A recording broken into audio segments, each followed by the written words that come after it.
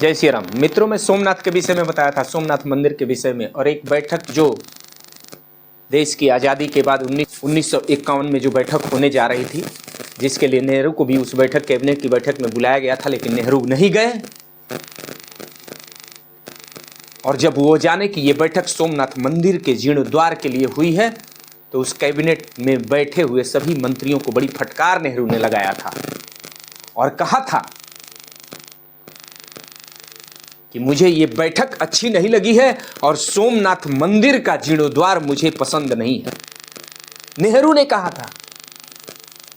11 मई 1951 को सोमनाथ मंदिर के जीर्णोद्वार के उद्घाटन कार्यक्रम में नेहरू को बुलाया गया था, लेकिन नेहरू अपने आप को आने से रोक दिए, मना कर दिए। ये कह दिए कि मुझे उस मंदिर के उद्घाटन में नहीं जाना है। उन्होंने हर समय सिद्ध किया, जैसा कि उन्होंने पहले ही कह दिया था, संपूर्ण सनातनियों को, भारतीयों को, भारत को बता दिया था कि मैं एक्सीडेंटल हिंदू हूं, दुर्भाग्य से हिंदू हूं। अब ये दोस्त तो हमारा है कि हम उसे हिंदू मानते थे। उसने तो हमें बता दिया था कि मैं एक्सीडेंटल हिंदू हूं, दुर्भाग्य से हिंदू। मंदिर के जीर्णोद्वार का जिस दिन उद्घाटन होना था, उस उद्घाटन के मुख्य अतिथि रखे गए थे, उस कार्यक्रम में बुलाए गए थे, लेकिन नेहरू ने अपने आप को मना कर दिया कि मैं उस कार्यक्रम में नहीं जाऊंगा। और कैबिनेट के बहुत सारे मंत्रियों को भी रोक दिया कि उस कार्यक्रम से दूरी बनाइए, उसमें नहीं रहना है।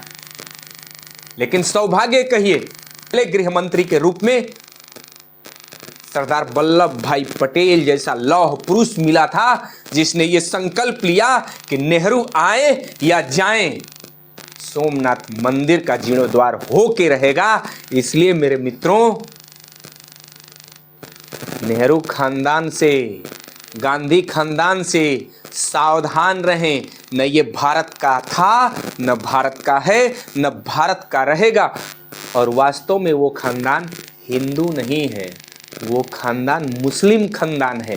तो वो मुस्लिम इस्लाम को नहीं बढ़ाएगा तो हिंदुत्व को बढ़ाएगा।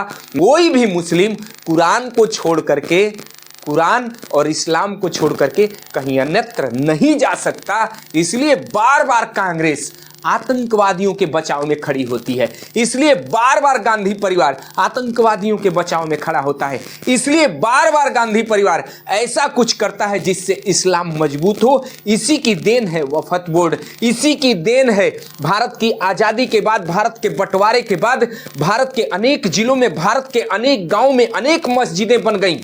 इसी की देन है कि भारत की आज़ादी के बाद, भारत के बंटवारे के बाद गाँव-गाँव एक्स्ट्रा कब्रिस्तान बने। जिन गांवों में कब्रिस्तान और मस्जिदें नहीं थी, बनाया गया, जमीनों को हड़प के बनाया गया। वो कांग्रेस की देन है। और पूरी कांग्रेस इस्लाम की पैदाइश है, इस्लाम की।